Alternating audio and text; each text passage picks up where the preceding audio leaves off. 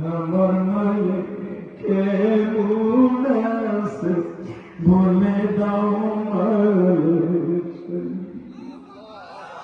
এই আমার পঞ্চমের যুগ ভাইরা, বাড়ি থাকার যুগ ভাইরা, আজকে 21শে অক্টোবর তুমি আমার মৌলার 12টার সময় দেখাও।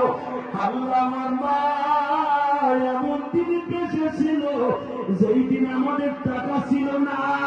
আজকে আমি লেখাপড়া করছি, আমার মা সেরা কম্বল গায়ে দিয়ে রাত যাপন করছে।